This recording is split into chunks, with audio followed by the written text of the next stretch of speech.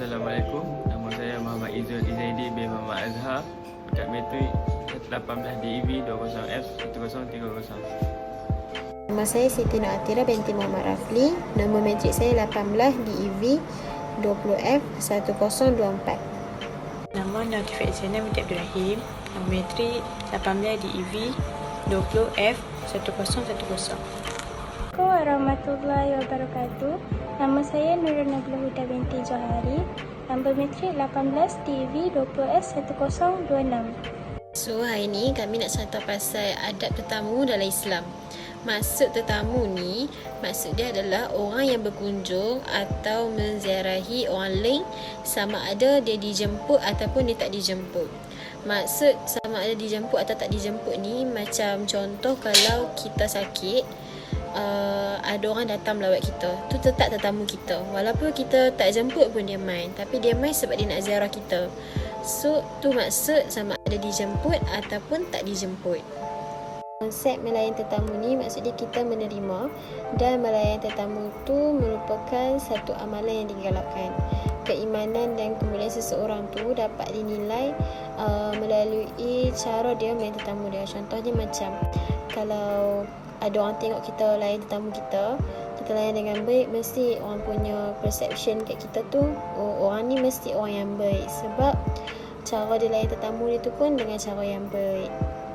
Rasulullah SAW pernah bersabda, sesiapa yang beriman kepada Allah dan hari akhirat hendaklah memuliakan tetamu dengan memberi layanan kepadanya. Kemudian seorang sahabat tu bertanya, apakah layanan itu Rasulullah? Rasulullah jawab, layanan istimewa selama sehari, semalam, dan tempoh layanan sebagai tetamu hendaklah dalam masa 3 hari. Layanan yang diberikan selepas daripada tempoh 3 hari tu dia dikira sebagai sedekah. Kemudian kita hadkan bilangan tetamu. Contohnya macam kalau kita buat open house macam hari raya kan, kita punya bajet tu dalam 20 orang je yang main.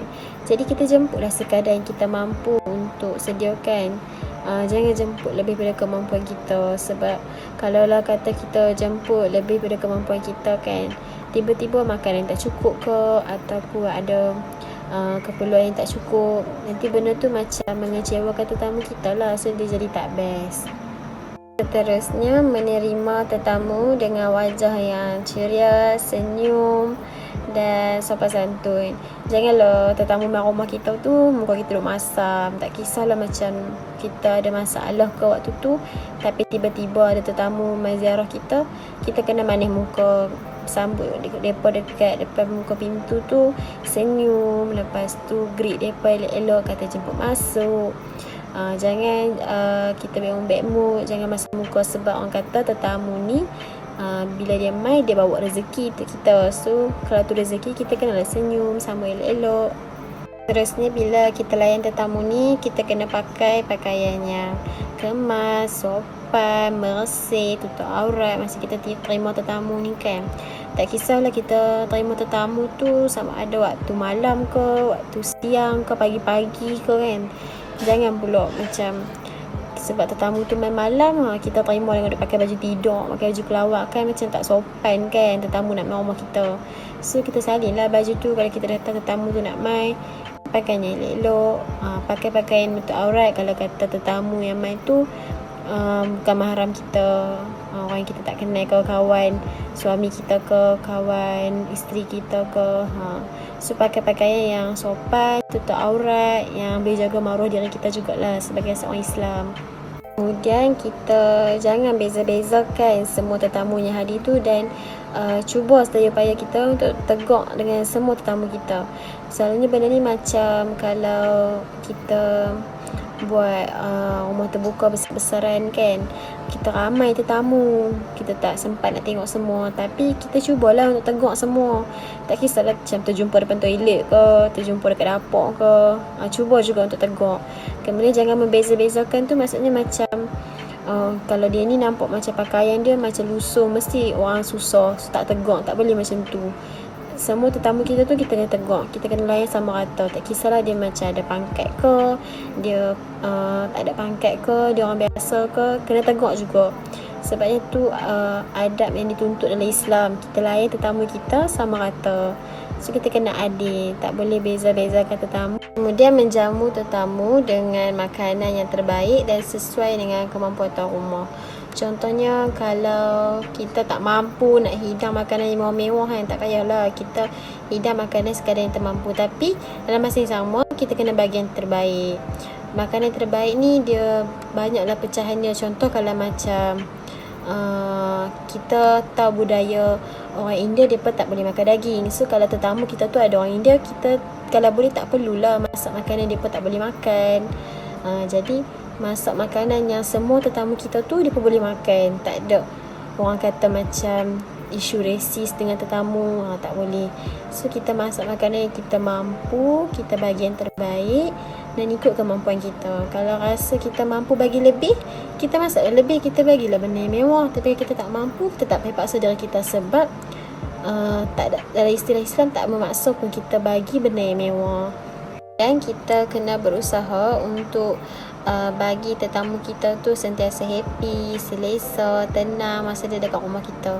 Contohnya macam kita layanlah dia baik-baik, ajak dia sembang, ajak dia borok. Jangan pula bila ada tetamu kat rumah kita, kita duk main handset, kita duk main phone, kita duk sibuk dengan urusan kerja kita juga kat rumah tu. Tak payah. Bila ada tetamu, kita bagi masa kita tu untuk tetamu. Kita layan dia sebab tetamu tu kan rezeki. So kita layan rezeki tu dengan baik-baik. Kita jamu dia, kita borak dengan dia, tanya khabar dia, tanya perkembangan dia sekarang macam mana, supaya bila tetamu tu duduk dengan kita, dia rasa macam dihargai, dia rasa macam tuan rumah ni betul-betul appreciate kehadiran dalam rumah tu. Tak adalah nanti dia rasa macam tuan rumah ni tak mau ke aku main sini, macam tu. So kemudian kita kena jaga tingkah laku kita dengan percakapan kita depan tetamu. Contohnya macam kalau depan tetamu tu kan, sebagai tuan rumah, kita janganlah duk marah anak kita depan tetamu. Satu, tetamu akan rasa tak selesa. Kalau sebagai tetamu kita tengok tuan rumah tu duk marah-marah anak dia, kita rasa macam kita rasa kehadiran kita tu buat dia jadi macam tu. So kita akan rasa tetamu tu akan rasa tak selesa. So kita jaga dalam percakapan kita. Bila kita sembang dengan dia kan, kita jangan sentuh isu-isu sensitif. Contoh macam kalau dia ada masalah rumah tangga, kita jangan duk pergi tanya pula. Kita tak payah tanya. Kita berborak dengan dia pasal benda yang baik-baik saja, benda-benda yang positif. Kalau kita tanya benda-benda yang mungkin tersentuh hati dia, benda tu mungkin macam bagi dia kecil hati, bagi tetamu tu rasa macam tak selesa lah tuan rumah ni duk tanya benda-benda. Terusnya, bila tetamu kita tu dah nak balik, kita hantar mereka, kita iring tetamu tu yang nak balik tu sampai ke pintu keluar. Orang buat benda ni, majoriti semua orang buat. Sebabnya kita rasa macam sebagai seorang tetamu, bila kita nak balik, tuan rumah tu hantar kita sampai depan pintu, kita rasa macam tuan rumah ni appreciate dia. Kita mai pun dia appreciate, kita nak balik pun dia appreciate juga. So sebagai tuan rumah, kita hantarlah tetamu tu. Jangan pula biar tetamu tu nak balik, tentang kita tak nak balik, kita macam baliklah sendiri, pintu masuk tahu kan. Tak, macam tu nampak macam tak beradab lah. Sebagai seorang Islam ni, kita layan tetamu kita ni, kita sambut dia dan kita hantar dia balik cara elok. Hantar dia balik cara elok tu contoh macam kita hantar dia dekat depan pintu rumah. Lepas tu masa dia nak balik tu, kita cakap lah selamat jalan, bawa kereta elok-elok. Tu tujuan kita hantar dia sampai depan pintu rumah. Terakhir sekali, kita ucapkan terima kasih dan penghargaan kepada tetamu tu atas kehadiran mereka kat rumah kita.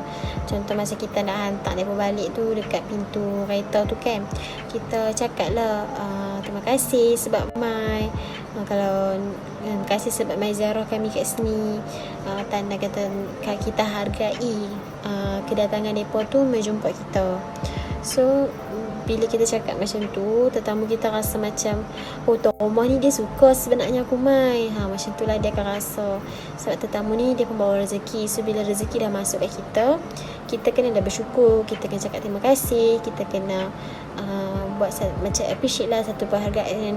Ataupun penghargaan tu kita boleh bagi dalam bentuk macam contoh dia dah nak balik, kita bagilah macam lauk ke apa-apa ke, macam benda-benda yang lebih kan. Kita macam bungkus makanan untuk dia ke. Ada adab sebagai tetamu mengikut perspektif Islam. Yang pertama adalah berkunjung dengan niat yang baik. Niat dan tujuan perlu baik bagi menyambung silaturahim dan ukhuwah.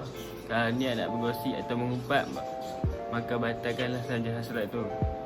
Yang kedua adalah berpakaian yang kemas, bersih dan menutup aurat. Berhias ini bukan maksudnya pakai pakaian mahal ataupun berdandan untuk kelihatan tampan, tapi cukup sekadar penampilan dia enak dipandang mata. Yang ketiga adalah datang pada waktu yang tepat. Kita kena pilih waktu yang tepat untuk berkunjung kerana perlu juga fikirkan masa untuk tuan rumah berehat. Contohnya pada waktu tengah malam, waktu pagi dan waktu istirahat. Yang keempat adalah meminta izin untuk masuk ke rumah. Jangan terus-terus masuk ke rumah tuan rumah.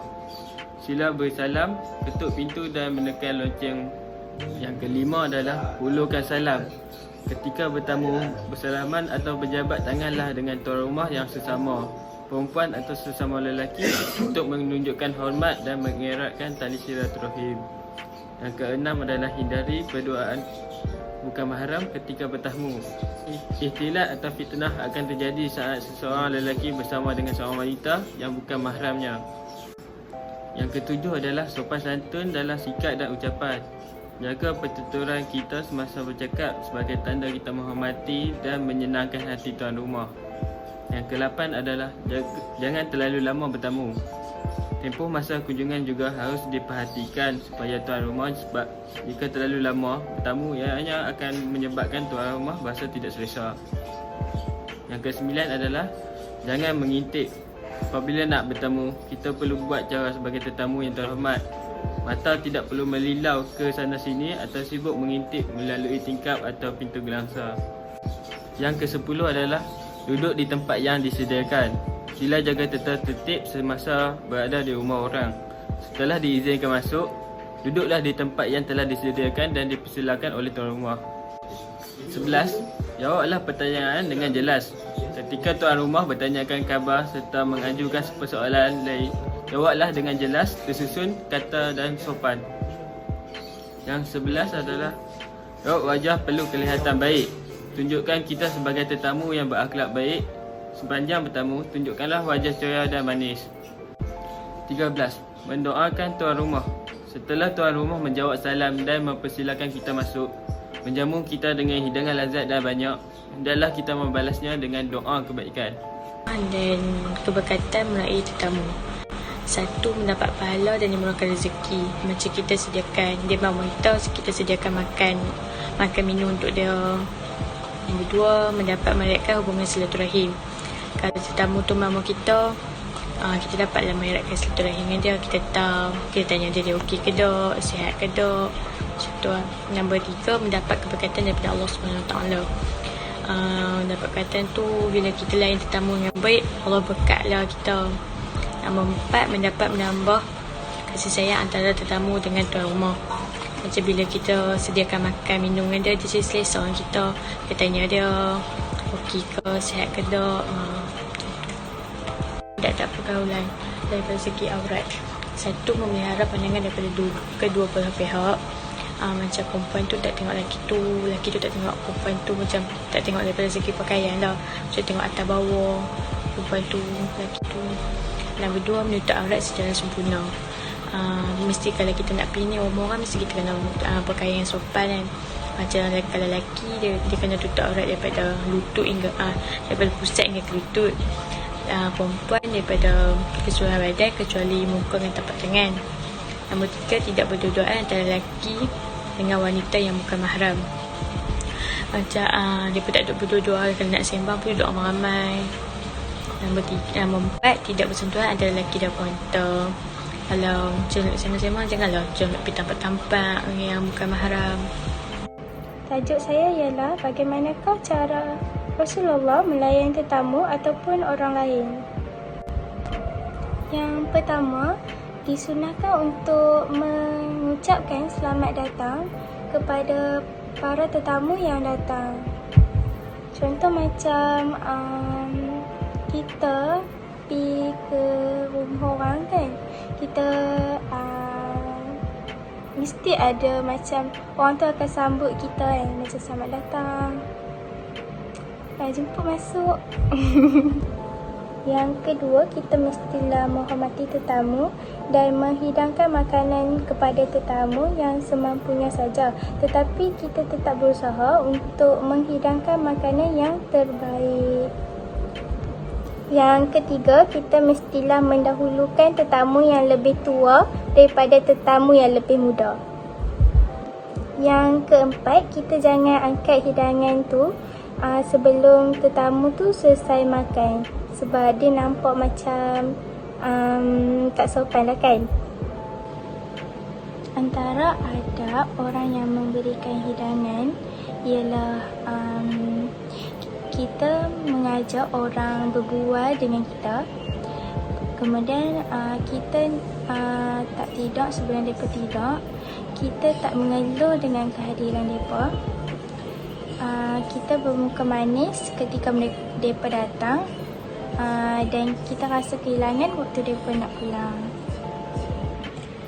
Yang kelima, mendekatkan makanan dengan tetamu. Contohnya macam waktu kita hidang makanan tu, kita pastikan kita letak makanan tu tak adalah jauh sangat dengan tetamu tu. Yang keenam, mempercepatkan untuk menghidangkan makanan kepada tetamu. Sebab yang tu merupakan penghormatan kita kepada mereka. Contoh macam ada tetamu datang kan, lepas tu kita kena, contoh macam kita nak hidang makanan, kita kena hidang cepat-cepat. Sebab takutlah nanti